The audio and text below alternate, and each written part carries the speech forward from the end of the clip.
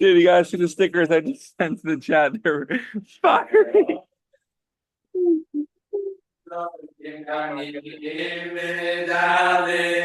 Wait for the harmony. Wait for the harmony time.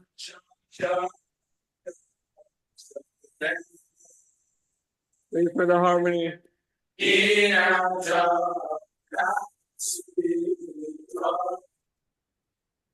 רק, אני רוצה תורה, לא קומזיץ, אחי. Here, open up that right here.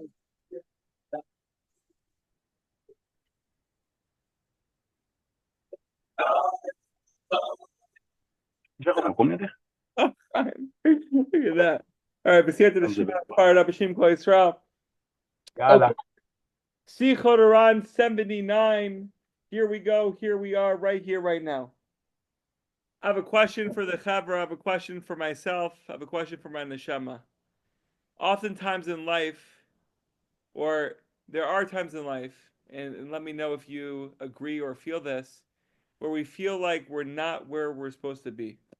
We feel like we need to be accomplishing more. We need to be covering more. We need to be in another place. Right here is not exactly where I need to be. I am not enough. Well, that question that comes around often is אלון מורה.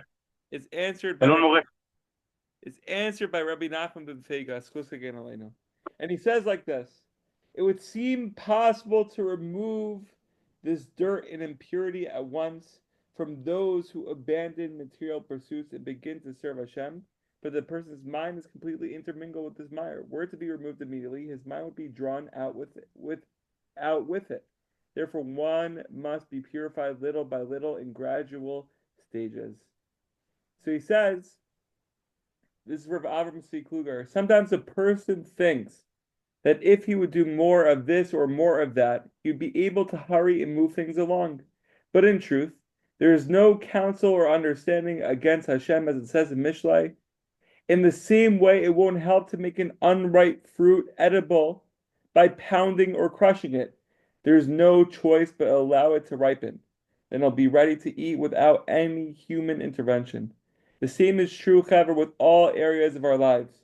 Everything is a matter of time. Nothing happens a moment before heaven decides it will, and a person has no power to rush things or help them along. At the time designated by Hashem, the potential will be actualized without any effort on the person's part. So there's a mashal that was brought down, I think by Rabbi Nachman, but I'm not sure. But it was in the Sefer 1 by Avram Tzvi Kluger, where he basically says a king sent his son to carry a massive stone, to the top floor. Obviously, the stone was on the ground level, and the son would have to do it. It was part of one of the tasks.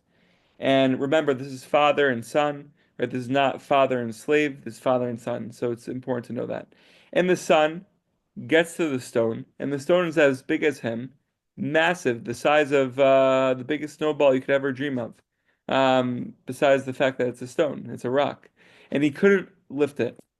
And after minutes and even hours of trying to think of ways to maneuver it, to lift it, he gave up. He went back to the father and he's like, "Father, I can't lift it." And the father started laughing. He's like, "You thought I wanted you to lift it all in one piece? What you have to do and what I had in mind was for you to take a hammer and cut it and hammer it little by little so pieces of the rock would come off, and then you would bring that rock, pieces of it, not like tiny crumbs, but pieces of the rock multiple times up the stairs, and there you would have the full rock in its entirety." And that's how I תשובה want. בחלקים. What? כן? תשובה בחלקים, כאילו. Exactly. Exactly. And that's exactly what Rabbi Nachman is telling us, that being purified and becoming purified, we're in a time of Elul. Elul is not one day. Elul is 30 days. It's 30 days for us to mamish make steps little by little by little. And remember, that's what Hashem wants. That's what our Father in heaven wants of us. And when the time is right for you to know that, or even not to know, of your purification, that's the time. That's the time when we get the results. But mamish, we should have pleasure in the process itself, in those little steps. And if we find that we're exerting ourselves too much and there's no results coming out of that exertion, meaning like unhealthy burden, some exertion, then maybe we have to reorient our minds and shift a little of a perspective. So, Chavar B'siyata Mm. D'Shmaya, it takes small steps. It's still Elul. It's still Elul. And we have right here, right now, to take those small steps day by day, moment by moment, and mamish know that we're enough, that our efforts are enough. We're just trying to be good Yidden and just carry one piece of the rock at a time, and we'll get the whole thing. That's the Torah of Croatia. ארתה, אתה בחוץ לארץ. Oh, you know who's coming on, Chaim? Look. מי? Oh, you little Yehuda going to שומע Cyprus. בקרטני? Hey, someone's going to שלכם. Cyprus. You're going to Cyprus, Achi? אני אתפלל לפניכם חזק חזק. By the way, Yehuda, just for Yehuda, you want to know the power of a clap? Rabbi Nachman says you take Yad, which is 14, Yad, which is 14, you put it together, Koach, 28. 28. Mm. Mamish. Achי, chazak. Do you have to be אנא wearing a מאחורי. hat while you clap, or you can do Yeah, it because without I'm trying to be cool. I'm trying to be cool here in Croatia, baby. Yo, where'd Chaim go do? Chaim was, you know, the shrink. Yeah. What How does do your you hat say? it's one of my dad's hats. I think Callaway, a little Oh. cool Callaway. Are you in Cyprus right now? I am going to. I'm in the Shomron trying to get a tramp, and we're heading to Cyprus. I hope. What All are you? right, wait. Can I hear some Torah really quick? Yeah, so Rabbi Nachman was essentially saying like this, saying when it comes to purification, or even better, the parable that we just gave. So you have a father and you have a son. The father commanded the son to take a stone from the bottom floor, from the karka, to the highest floor, where the father was sitting. Right? The father was also a king, beautiful. And the son had this task, and he spent minutes and hours trying to think of ways to move the stone. The stone was as big as him. He couldn't pick it up. It was mamish a million pounds. So after that time, he gave up and he went back to the father. He's like, Father, please help me. What should I do? How can you give me such a task? It's impossible. And the king said like this, the father said like this, you have to reorient yourself and say the impossible is impossible. What I want you to do, there's a Tanya line, there's a Tanya Rav Yair line, impossible is impossible.